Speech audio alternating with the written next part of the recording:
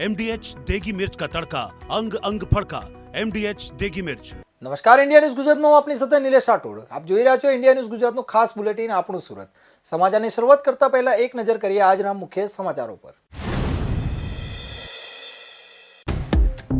Police parade ગ્રાઉન્ડમાં 77માં પ્રજાસત્તાક પર્વની ભવ્ય ઉજવણી. મહિલા પોલીસ અને શ્વાન દળની આકર્ષક પરેડ. 2026નું લક્ષ્ય નો ડ્રગ્સ અભિયાન અને સાયબર ક્રાઇમ પર લગામ.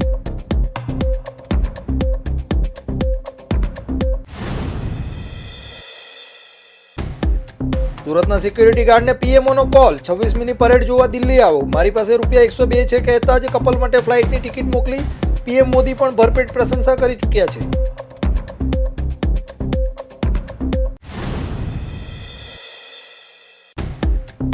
ગુજરાતમાં અંગદાન પ્રવૃત્તિના પ્રણેતા નિલેશ માંડલેવાલાને પદ્મશ્રી એવોર્ડ માટે પસંદ. ડોનેટ લાઈફ દ્વારા 1366 અંગોનું દાન. 1258 લોકોને મળ્યું નવું જીવન.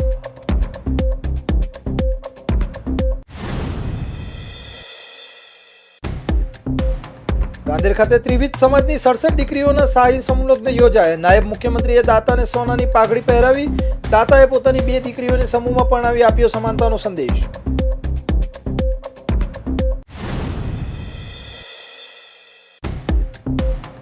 અને રશિયા ભાગે તે પહેલા દિલ્હી એરપોર્ટથી આરોપીની ધરપકડ. વૃદ્ધને ડિજિટલ એરેસ્ટ કરી 1 કરોડ 71 લાખ પડાવી લેનાર ગેંગનો વધુ એક ઝડપાયો. 4% કમિશન પર આપતો હતો બેંક એકાઉન્ટ ભાડે.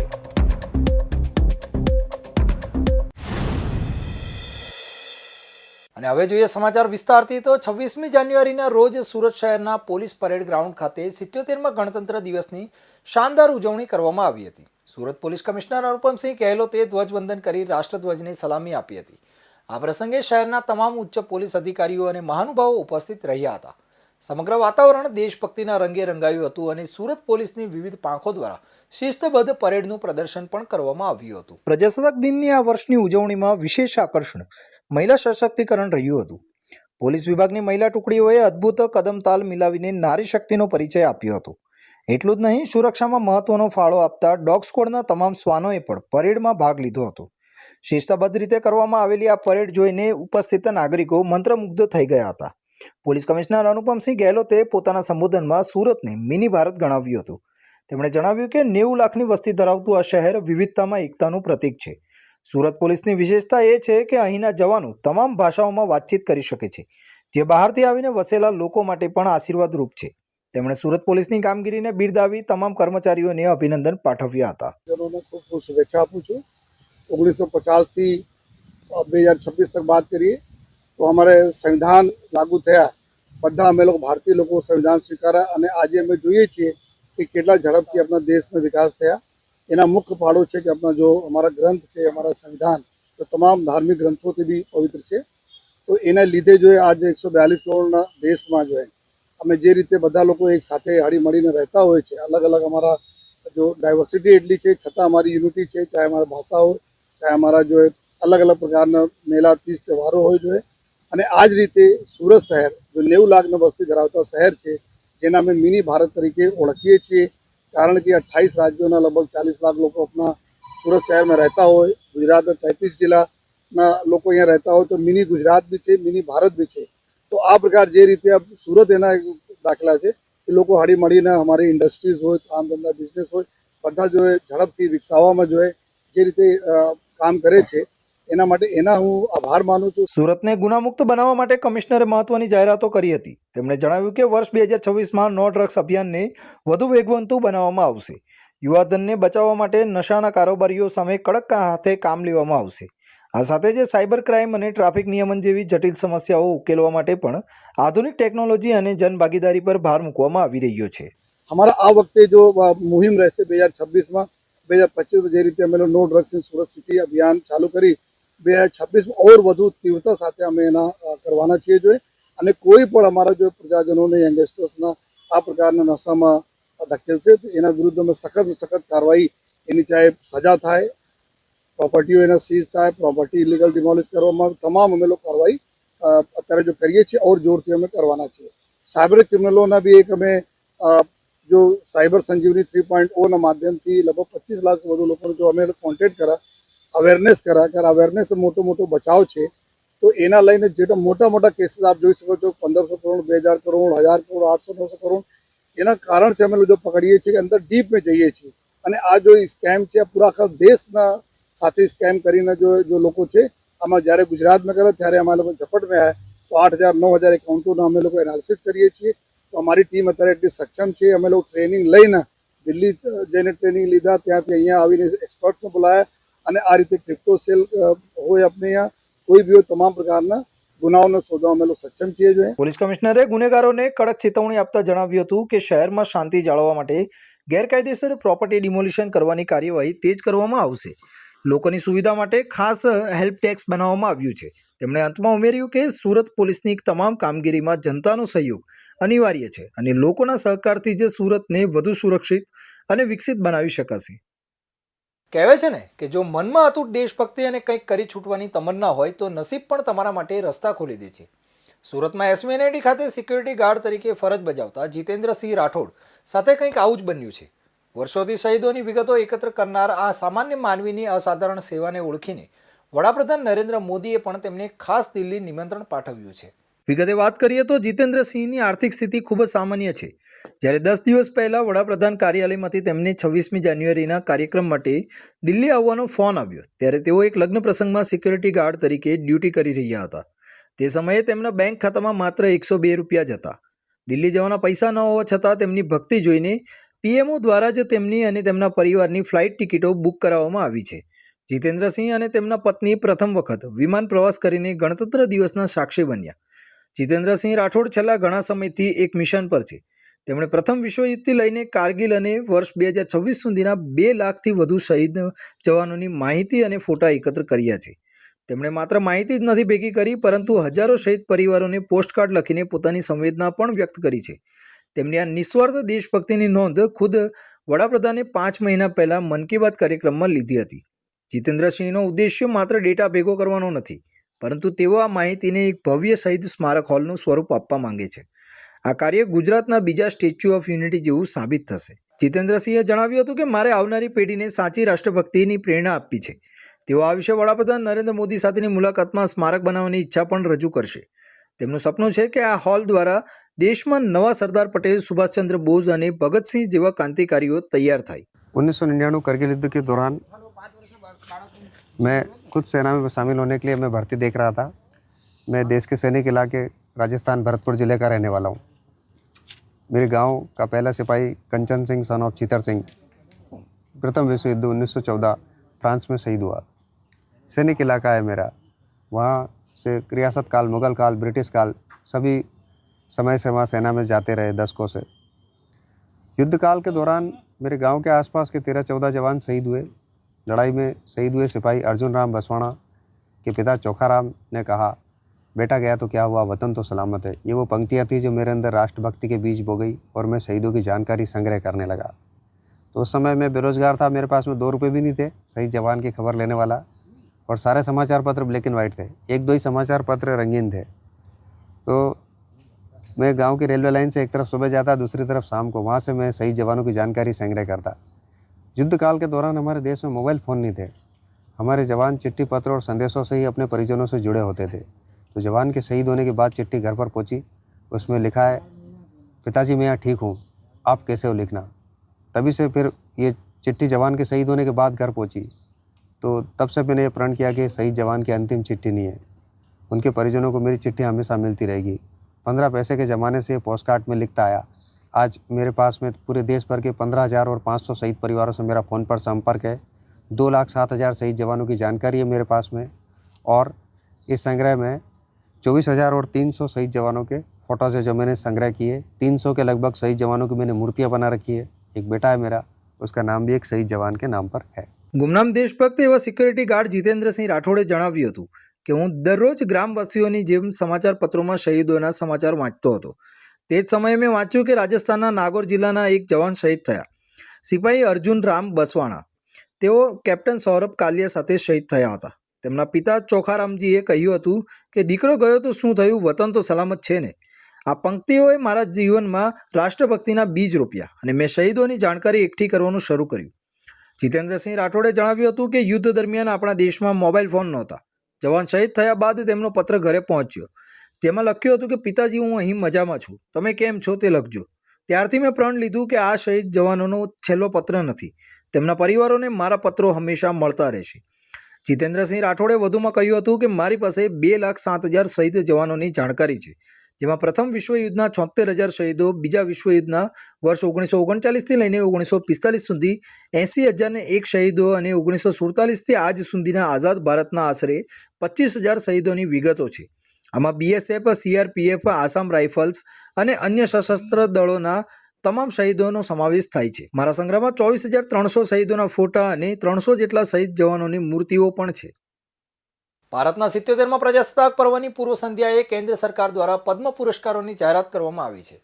કલા, સમાજસેવા, શિક્ષણ, ચિકિત્સા જેવા ક્ષેત્રમાં નોંધપાત્ર યોગદાન આપનારા 5 ગુજરાતીઓની પણ પદ્મશ્રી પુરસ્કાર માટે પસંદગી કરવામાં આવી છે, જેમાં અંગદાનની પ્રવૃત્તિના પ્રણેતા એવા સુરતના નિલેશ માંડલેવાલાની પદ્મશ્રી એવોર્ડ માટે પસંદગી કરવામાં આવી છે. સુરતના નિલેશ વિનોદચંદ્ર માંડલેવાલાને સામાજિક કાર્ય માટે પદ્મશ્રી એવોર્ડનું સન્માન આપવામાં આવ્યું છે. તેઓ ગુજરાતમાં અંગદાનની પ્રવૃત્તિના પ્રણેતા તરીકે ઓળખાય છે અને ડોનેટ લાઈફ સંસ્થાના સ્થાપક છે. વર્ષ 1997માં નિલેશભાઈના પિતાની કિડની નિષ્ફળ થઈ હતી. વર્ષ 2004થી તેમને નિયમિત ડાયાલિસિસ કરાવવું પડતું હતું. આ દરમિયાન દર્દી અને પરિવારને પડતી અસહ્ય તકલીફો જોઈને નિલેશભાઈએ આ ક્ષેત્રમાં કાર્ય કરવાનો દ્રઢ નિશ્ચય કર્યો હતો. સપ્ટેમ્બર 2011માં તેના પિતાનું અવસાન થયું. નિલેશભાઈના પિતાની સારવાર દરમિયાન નિલેશભાઈ કિડનીના દર્દીઓ અને તેમના પરિવારની તકલીફોથી માહિતગાર થયા હતા. તેમના પિતાની કિડનીની બીમારી એક નવી ચેતના અને નવી દિશા નિલેશભાઈને માટે ઉઘાડી ગઈ અને હતી અંગદાનની. વર્ષ 2005થી અંગદાન જનજાગૃતિ માટે વન મેન આર્મીની જેમ કાર્ય કરતા નિલેશભાઈએ વર્ષ 2014માં ડોનેટ લાઈફ નામની સંસ્થા સ્થાપી હતી. વર્ષ 2006માં કિડની દાનથી પ્રારંભ કરેલા અભિયાન ધીરે ધીરે લીવર, સ્વાદુપિંડ, હૃદય, ફેફસા, આંતરડું, હાથ અને હાડકાના દાન સુધી વિસ્તર્યું છે. અંગદાનની પ્રવૃત્તિમાં તારીખ 22 જાન્યુઆરી 2026 સુધીમાં કુલ 1,366 અંગો અને ટિશ્યુઓનું દાન કરાવીને દેશના વિવિધ રાજ્યો અને વિદેશના મળી કુલ 1,258 વ્યક્તિઓને નવજીવન આપવામાં મહત્વપૂર્ણ યોગદાન આપ્યું છે. કોઈ પણ એવોર્ડ મળે એટલે સ્વાભાવિક ખુશી તો હોય, પરંતુ એની સાથે આપણી કામની જવાબદારી પણ વધતી હોય. અને જ્યારે ભારત સરકારે આજે પદ્મશ્રી માટે આ નામની જાહેરાત કરી છે, ત્યારે ચોક્કસ માનું છું કે હવે અમારી સંસ્થાની જવાબદારી અનેક ગણી વધારે છે. આમ તો અમે મજાકમાં હંમેશા અમારે લોકો અમને પૂછતા હોય કે નિલેશભાઈ પદ્મશ્રી ક્યારે મળશે, ત્યારે અમે કાયમ કહેતા હોઈએ કે અમને તો રોજ જ પદ્મશ્રી મળે છે. કારણ કે જે વ્યક્તિને ઓર્ગનના ડોનેશન્સ પછી નવું જીવન મળે અને એ વ્યક્તિના પરિવાર, એ વ્યક્તિ અને તેના પરિવાર પર જે ખુશી હોય એ ખુશી ખૂબ અનેરી હોય છે. હું માનું છું કે આ એવોર્ડ એ ડોનેટ લાઈફ કે નિલેશ માંડલેવાળાનો એવોર્ડ નથી. આ એવોર્ડ છે જે બ્રેઇન ડેડ વ્યક્તિના સ્વજનોએ તેમના સ્વજનના અંગદાન કરાવીને સેંકડો અંગ નિષ્ફળતાના દર્દીઓને નવું જીવન આપ્યું છે, તેમનો એવોર્ડ છે. આ એવોર્ડ છે સુરત અને દક્ષિણ ગુજરાતના ડૉક્ટર મિત્રો કે જેઓ રાત દિવસ જોયા વગર બ્રેઇન ડેડ ડિક્લેર કરવા માટે અમને જે સહયોગ આપ્યો છે તેમનો એવોર્ડ છે. જે હોસ્પિટલ અમને સહયોગ આપી રહી છે તેમનો એવોર્ડ છે.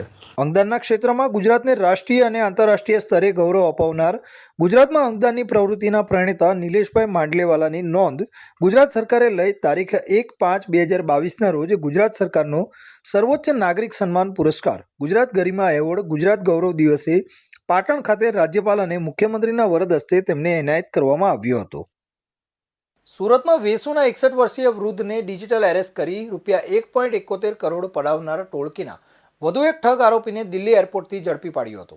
આરોપી દિલ્હીથી રશિયા ભાગી જવાની ફિરાકમાં હતો. પોલીસે આરોપીને કોર્ટમાં રજૂ કરી 3 દિવસના રિમાન્ડ મેળવ્યા છે. સાયબર ક્રાઇમ સેલ દ્વારા મળતી માહિતી અનુસાર વેસુ ખાતે રહેતા 61 વર્ષીય વૃદ્ધને એક અધિકારીના નામે ફોન કરી આધાર કાર્ડ પર સિમ કાર્ડ એક્ટિવ થયું છે, આ બેંક એકાઉન્ટમાં મોટા પાયે નાણાકીય વ્યવહારો થયા છે, જેથી મની લોન્ડરિંગ અને ફ્રોડ કેસમાં સંડોવણી હોવાનું જણાવી પોલીસ તરીકેની ખોટી ઓળખ આપી ધમકાવ્યા હતા.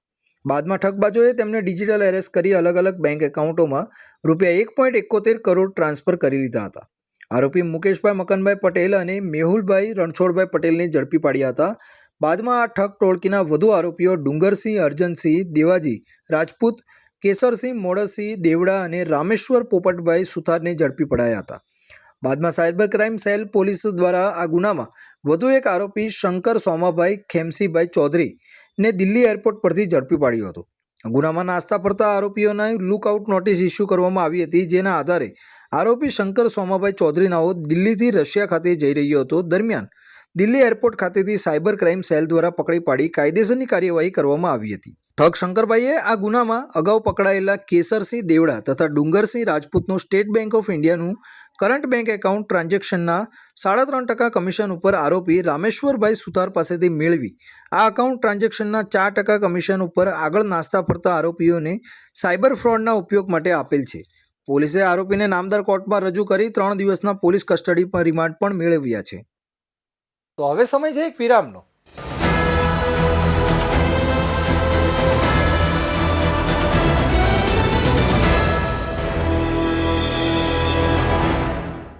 મુદ્દાઓ છે દેશના, પેનલ પર થશે ચર્ચા, વાતમાં થશે સ્પષ્ટ સંવાદ. અમે લાવીએ છીએ તમારા પ્રશ્નોને મંચ પર.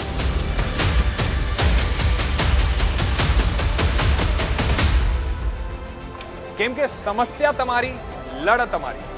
જુઓ મારી સાથે ફક્ત इंडिया न्यूज गुजरात पर.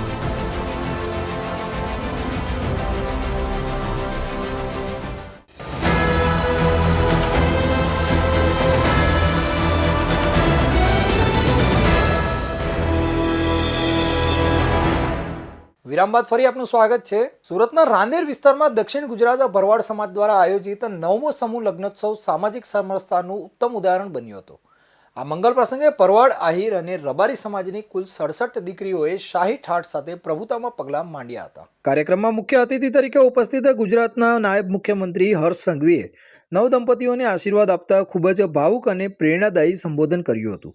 તેમણે જણાવ્યું હતું કે હું સમજતો થયો ત્યારથી દાજી એટલે કે રણછોડભાઈ મારા મિત્ર છે અને આજે હું મારા મિત્રને અભિનંદન આપવા આવ્યો છું.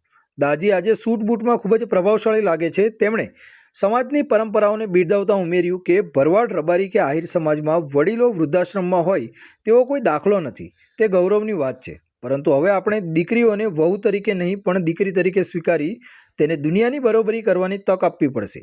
જો વહુને થોડી છૂટછાટ આપશો તો તે તમારા પરિવારનું કલ્યાણ તમે ધાર્યું હશે તેનાથી પણ વધુ ઝડપથી કરશે. સમાજની આપણે જે વિચાર છે, જે વિચારધારા છે, જે આપણે રૂઢિચુસ્ત વિચારો છે, તેમાં ધીરે ધીરે કરીને કોઈ નાના પરિવારને તકલીફો ના પડે તે રીતના વ્યવહારોને, તે રીતના નિયમો તરફ બી તમે સૌ લોકો આગળ વધો તેવી બી હું આપ સૌ લોકોને વિનંતી કરવા આવ્યો છું.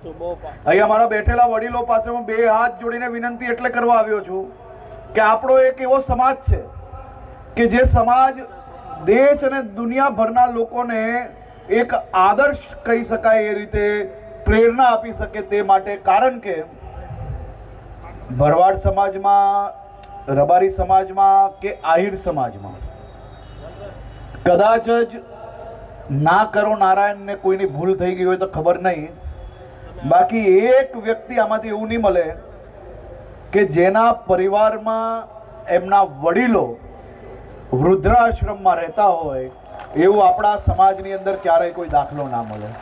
આપ સૌ લોકો આજે જે દીકરી આપણા ઘરમાં આવી રહી છે એને વહુ તરીકે નહીં, દીકરી તરીકે તમે જો જોશો તો તમારા પરિવારનું કલ્યાણ તમે વિચાર્યું હશે એનાથી વધુ ઝડપથી, વધુ સારી રીતે કરશે તેવો મને 100% વિશ્વાસ છે. દીકરીઓને સમાજમાં, આપણી દીકરીઓમાં જે કુશળતા છે એ કુશળતા દુનિયા સુધી પહોંચી શકે, દુનિયાની બરોબરી કરી શકે ને તે દિશામાં આપણે આગળ વધારવાનું છે. એ દિશામાં બી ધીરે ધીરે વહુને દીકરી માનીને થોડી છૂટ આપવા માંડજો બાબા બધા. આ સમૂહ લગ્નમાં દરેક દીકરીને ઘર વખરીની 75 જેટલી વસ્તુઓ ભેટ આપવામાં આવી હતી. હર્ષ સંઘવીએ દાતા રણછોડભાઈ દાજીના ભગીરથ કાર્યને બિરદાવતા તેમને સોનાની પાઘડી પહેરાવી સન્માનિત કર્યા હતા. સામા પક્ષે આયોજકે દ્વારા નાયબ મુખ્યમંત્રીનું પણ વિશેષ સન્માન કરાયું હતું. આ પ્રસંગે સુરત શહેર પોલીસ કમિશનર અનુપમસિંહ ગેહલોત, સુરત જિલ્લાના ધારાસભ્યો, મંત્રીઓ અને વિવિધ સમાજના સાધુ સંતો હાજર રહ્યા હતા. હજારોની મેદની વચ્ચે પણ કોઈ અગવડ ન પડે તે માટે 1500થી વધુ સ્વયંસેવકોએ ખડે પગે સેવા આપી હતી. આ શાહી સમૂહ લગ્નોત્સવમાં સમગ્ર દક્ષિણ ગુજરાતમાં ભારે ચર્ચા જગાવી છે. સુરતમાં સોના અને ચાંદીના ભાવમાં તેજી વચ્ચે એક નવો ચેતવણીજનક ધંધો સામે આવ્યો છે. લેબગ્રોન ગોલ્ડના નામે ગિન્નીઓ વેચાઈ રહી છે, જે દેખાવમાં સોના જેવી જ લાગી રહી છે, પરંતુ તેમાં સોનું કે ચાંદીનો અંશ પણ નથી. પાટીદાર અગ્રણી અશ્વિન સાંકળાસરિયાએ પોતાના વિડીયો દ્વારા લોકોને ચેતવણી આપી છે. આ વિડીયો હાલમાં સોશિયલ મીડિયા પર ખૂબ જ વાયરલ થઈ રહ્યો છે અને સુરત ઉપરાંત સૌરાષ્ટ્ર, મુંબઈ અને દિલ્હી જ્વેલર્સમાં પણ ચર્ચાનો વિષય બની ગયો છે. મળી રહેલી વિગત મુજબ સુરતમાં લેબગ્રોન ગોલ્ડ નામે વેચાતી ગિન્નીઓ માત્ર દેખાવમાં સોના જેવી છે. અશ્વિન સંકળાસરિયાએ એક ગિન્ની ખરીદી અને લેબોરેટરીમાં ટેસ્ટ કરાવ્યું, જેમાં સ્પષ્ટ થયું કે તેમાં સોનાની કે ચાંદીની કોઈ શુદ્ધ આવૃત્તિ નથી. ગોલ્ડ અને ચાંદીના ભાવમાં આકાશ છૂતી તેજી જોવા મળતા કેટલાક લોકો આ લેબગ્રોન ગોલ્ડના નામે ફ્રોડના ધંધા માટે ઉત્સુક થયા છે. હાથોહાથ વેચાતી આ ગિન્નીઓનું ગ્રે માર્કેટ સતત વિસ્તરી રહ્યું છે અને ખરીદનાર લોકોને નાણાકીય નુકસાનનું જોખમ છે. સુરતની અંદર અને બીજા સિટીની તો ખબર નહીં, પણ સુરતની અંદર મેં જોયું કે 1000 રૂપિયાના તમારે 2.5 લાખ રૂપિયા કરવા હોય ને, 1000 રૂપિયાનું રોકાણ અને 2.5 લાખનો 1000 ના 2.5 લાખ, આવો નફો ક્યાંય નહીં થાય. એટલે મિત્રો, આ એક સજેશન નથી, પણ તમે વિચારજો કે 2.5 લાખ તો હું તમને મિનિમમ કહું છું. બાકી તમારામાં કેપેસિટી હોય ને તમારી પાસે જો લોકોને બનાવવાની રીત હોય ને, તો તમે 1000 રૂપિયાના તમે 5 લાખ સુધી કમાઈ શકો છો. 1000 ના 5 લાખ આમ સાંભળીને કેવું લાગે, એમ થાય ઓહો, મારી તો ઠંડી ઉડી જાય. પણ હકીકત મિત્રો, આવું સુરતની અંદર જોરદાર ચાલી રહ્યું છે અને જેવું તેવું નહીં, પાછું લેબગ્રોન ગોલ્ડના માધ્યમથી. મિત્રો, લેબગ્રોન ગોલ્ડ આપણને એમ સાંભળે ને એટલે હીરાની જેમ મારું હોનું આવી જશે, લોકો ગાંડા થઈ જાય. સમજે ઓલા સીવીડી ડાયમંડ શરૂઆતમાં કેમ જલસા કરાવી દીધા બધાને શરૂઆતના, એમ લેબગ્રોન ગોલ્ડ આવ્યું છે મિત્રો. એટલે સારું, આપણને એમ થયું કે આપણે કંઈક જ્વેલરીના ધંધામાં અમે તો બહુ પાછળ રહી ગયા, આપણને તો આવું કંઈ આવડ્યું જ નહીં. એટલે એક 10 ગ્રામનો કોઈન સુરતની અંદર મળે છે, 2500 રૂપિયાથી લઈને 5000 સુધી એની કિંમત વસૂલાય છે. 10 ગ્રામ, માત્ર 10 ગ્રામનો ગિન્ની, 10 ગ્રામની ગિન્ની ગોલ્ડની, અને એનું નામ આપે લેબગ્રોન ચાઇનીઝ ગોલ્ડ. ચાઇનાનો સ્ટેમ્પ મસ્તીનું એક બિસ્કિટ જેવું લઈને આવે. 10 ગ્રામ 2500 રૂપિયા, 3000 રૂપિયા, 4000 રૂપિયા, જેવો લેવા વાળો અને જેવી તડપ, એમ થાય કારો આ 1.5 લાખનો 1.40 નો ભાવ છે આજનો ગોલ્ડનો. 1.40 માં ભેગું નહીં થાય, પણ આ લાઈવ ને 2500-3000 માં તો કઈ વાંધો ન થવાનું. એમ જોઈને આપણે એક સાહસ કરાયું. હવે ઈ જે ગોલ્ડનો ટુકડો એને ગિન્ની કહે છે, લેબગ્રોન ગોલ્ડ કહે છે, એનો આપણે લેબોરેટરી ટેસ્ટિંગ કરાવ્યું. જેમ ગોલ્ડનો ટેસ્ટ રિપોર્ટ આવે ને, મેટલ ટેસ્ટિંગ રિપોર્ટ, તો ઈ રિપોર્ટની અંદર એની અંદર ગોલ્ડ તો ક્યાંય છે જ નહીં. Gold zero. આપણે કહેવાય ને 1 ગ્રામ ગોલ્ડની જ્વેલરી, અમારા દિલ્હીમાં બહુ બધા ઇન્ફ્લુએન્સર બધા રોજ કરોડો કા સોના લાખો મેં એમ કરે. તો આવી રીતને એની અંદર છે ને, એના તમારે કેમ બને છે એ તમને કહો. એના રિપોર્ટ મારી સામે પડ્યો છે. એમાં કોપર છે 61.82%, ઝિંક છે 35.86%, નિકલ છે 1.857, અને નીચે બીજી એમાં બાકી બધી મેટલ પોઈન્ટમાં છે. પણ આને ગોલ્ડનું રૂપ આપવા માટે જ એમાં આયરન છે, લીડ છે, બિસ્મેટ છે, અને ગોલ્ડ જેવું લાગે ને એના માટે એમાં 0.06% એની અંદર પ્લેટિનિયમ છે. સુરતમાં લેબગ્રોન ગોલ્ડનું વેચાણ થઈ રહ્યું છે, જેમાં સોનું નથી. લોકો આથી ચેતી ન રહે અને કોઈ પણ ગોલ્ડ ખરીદતા પહેલા ચકાસણી કરવી. આ ઘટના લોભિયા હોય ત્યાં ધુતારા ભૂખે નહીં મરે ઉક્તિને સાબિત કરતી હોય તેવું લાગી રહ્યું છે. અશ્વિનના જણાવ્યા અનુસાર આ ફ્રોડ માત્ર સુરતમાં જ થઈ રહ્યો છે, પરંતુ હવે તેની ચર્ચા સુરત, સૌરાષ્ટ્ર, મુંબઈ અને દિલ્હીના જ્વેલર્સમાં પણ થઈ રહી છે. લેબગ્રોન ગોલ્ડના નામે ચીટિંગનો આ ધંધો જો ગ્રે માર્કેટમાં વધતો ગયો તો ખરીદનાર લોકોને નોંધપાત્ર નાણાકીય નુકસાન થઈ શકે છે. દક્ષિણ ગુજરાતમાં ફરી એકવાર માર્ગ અકસ્માતની ઘટના સામે આવી છે. સેલવાસથી લગ્ન પ્રસંગ પતાવીને રાત્રે પરત ફરી રહેલી એક ખાનગી બસને સુરત જિલ્લાના કીમ નજીક એક અકસ્માત નડ્યો હતો. જાનૈયાઓ ભરેલી બસ આ ટ્રકમાં ઘુસાડી દીધી હતી. આ દુર્ઘટનામાં બસમાં સવાર આશરે 30 થી 35 જેટલા મુસાફરોને નાની મોટી ઈજાઓ પહોંચી હતી, જ્યારે 10 થી વધુ ઈજાગ્રસ્તોને સુરત સિવિલ હોસ્પિટલ ખસેડવામાં આવ્યા છે. આ સાથે જ બસનો ડ્રાઈવર દારૂના નશામાં હોવાની આશંકા પણ સેવવામાં આવી રહી છે. મળતી માહિતી મુજબ વડોદરાથી એક પરિવાર અને સંબંધીઓ ખાનગી બસ ભાડે કરીને સેલ્વસ ખાતે લગ્ન પ્રસંગમાં ગયા હતા. લગ્ન પતાવીને જ્યારે તેઓ મોડી રાત્રે પરત ફરી રહ્યા હતા ત્યારે કીમ ગામની આસપાસ બસ ચાલકે સ્ટીયરિંગ પરથી કાબુ ગુમાવ્યો હતો અને બસ આગળ જઈ રહેલા એક ટ્રક સાથે ધડાકાભેર અથડાઈ હતી, જેના પગલે બાળકોથી લઈને વૃદ્ધોમાં બૂમાબૂમ થઈ ગઈ હતી. બસમાં સવાર મુસાફર જયેશભાઈ સનાભાઈ જણાવ્યા અનુસાર અકસ્માત રાત્રે આશરે 12:30 થી 1 વાગ્યાની આસપાસ થયો હતો. તેમણે જણાવ્યું કે અમે સેલ્વસથી લગ્ન પતાવીને બરોડા જઈ રહ્યા હતા. ડ્રાઈવરે કોઈ નશો કર્યો હતો કે નહીં તે ખબર નથી, પરંતુ તેણે ટ્રકની પાછળ બસ ઘુસાડી દીધી હતી. અકસ્માત બાદ ટ્રક ચાલક ફરાર થઈ ગયો હતો. અકસ્માત એટલો જોરદાર હતો કે બસમાં સવાર મોટાભાગના મુસાફરોને ઈજાઓ પહોંચી હતી. ઈજાગ્રસ્તોને તાત્કાલિક ધોરણે નજીકની હોસ્પિટલમાં ખસેડવામાં આવ્યા હતા, જ્યારે 10 થી વધુ લોકોને સુરતની સિવિલ હોસ્પિટલ ખાતે ખસેડવામાં આવ્યા છે. બરોડાથી અમે સેલવાસ જઈ રહેલા લગ્નની અંદર, તો લગ્ન સારી રીતે પતી ગયું, પણ આવતી ઘડીએ ડ્રાઈવર કંઈ પીધેલો હોય કે ના પીધેલો હોય કંઈ ખબર ના પડી અને ટક્કર મારીને આખી બસને બધાને વાગ્યું. 30-35 જણને વાગેલું છે. હવે ડ્રાઈવર આમ જ પાછલી સીટમાં બેઠેલા, ખબર નહીં. હવે આગળ ટ્રકવાળાની જોડે ઘુસાઈ દીધી. ટ્રકવાળો તો ભાગી ગયો છે, પણ બસ ત્યાં પડી છે. પોલીસ આવી ગયેલી અને પોલીસ કમ્પ્લેન બી થઈ ગયેલી છે. કેટલા લોકો હતા? લગભગ અમે ઓછામાંથી 35 થી 40 જણ હતા. હા, બધાને વાગેલું છે. હા, હવે ક્યાં આવ્યા છે? હવે અહીંયા સિવિલમાં આવ્યા છે. હા, આ સિવિલવાળા ડૉક્ટર શું કહે છે શું નહીં, પછી હવે અમે અમારે સેફ કરીને બરોડા લઈ જવા માંગીએ છીએ. કેટલા વાગે આ ઘટના બની ગઈ? આ લગભગ જુઓ ને, લગભગ 12, 12:30, 1 વાગ્યાની ઘટના બની છે. હા, કઈ જગ્યાએ? હા, ત્યાં સેલવાસથી આવતી ઘડીએ કીમ ખરું, કીમની આજુબાજુમાં થયેલું છે. મુસાફરોની માંગ છે કે પ્રાથમિક સારવાર બાદ તેઓને વધુ સારવાર માટે વડોદરા શિફ્ટ કરવામાં આવે.